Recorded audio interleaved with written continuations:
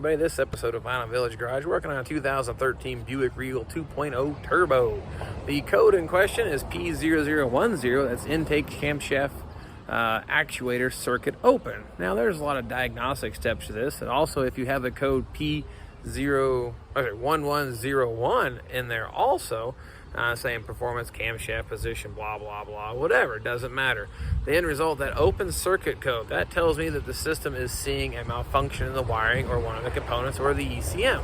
Now, there is a whole diagnostic procedure for this. You pull it apart, check the solenoids, check resistance 13 ohms.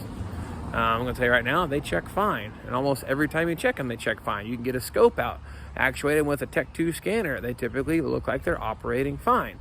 Now, the reason I'm sharing this with you is I'm going to tell you right now, the best thing to do in this case, when you have that code, just replace the solenoids. Don't bother with the diagnosing. Now, I can't believe I just said that. Normally, it's against everything that I believe.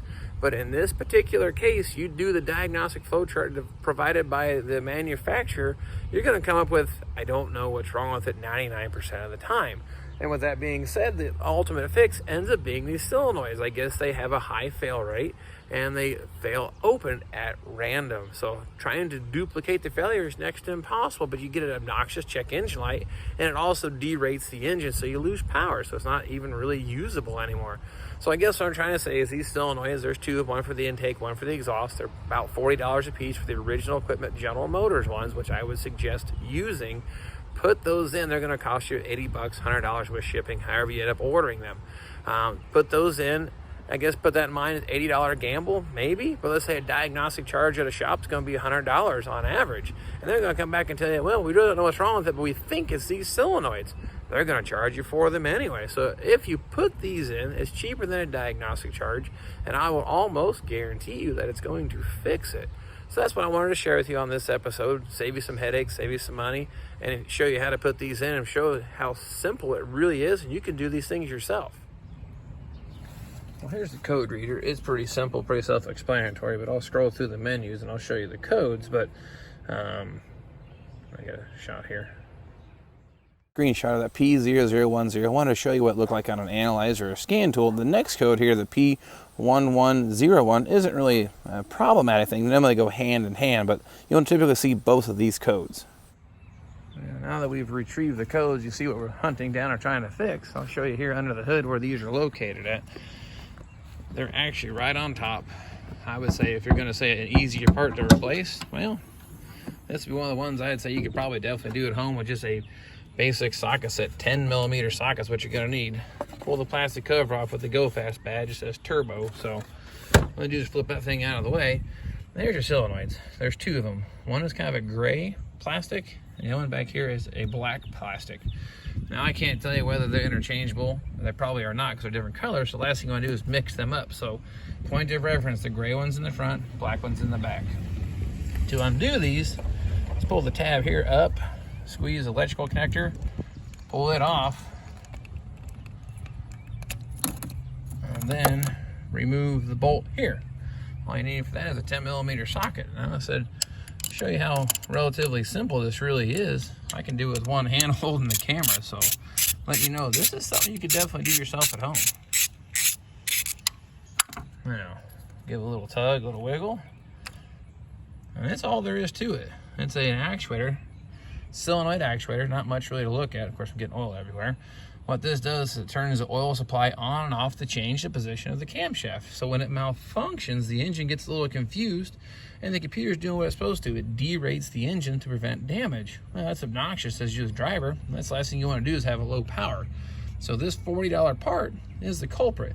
And the procedure is the same for the black one back here too.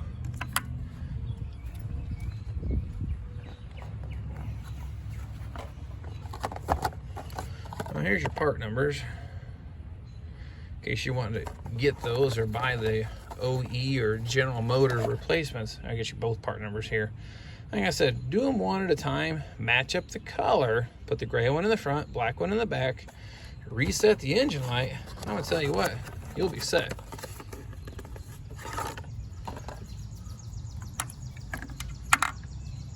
All right.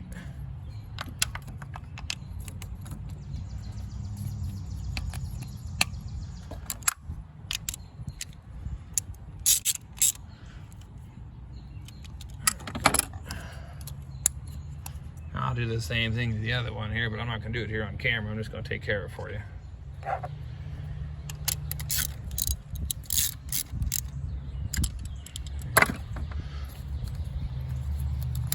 And secured in place. Now, look at these old ones.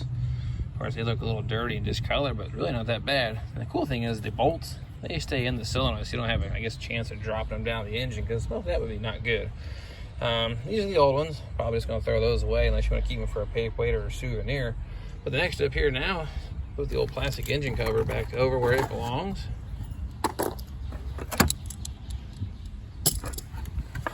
That might be the most difficult part, getting this thing lined back up.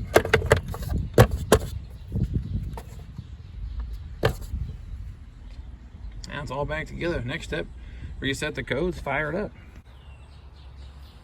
That about wraps it up. It's really that simple. The point of showing you this is because, well, it's something you could do at home and save a lot of money potentially, and some headaches. Because let's say you did take it to a shop, they charge you $100. They tell you, I don't know what's wrong with it. You take it home, it still runs like garbage next day. Take it back again. They may even charge you money again to look at it. Well, this is something you can do relatively low cost, and I showed you how simple it really was. So give you some confidence it could be taken care of in, of course, your own front yard if you really had to. That's why I'm doing it today here.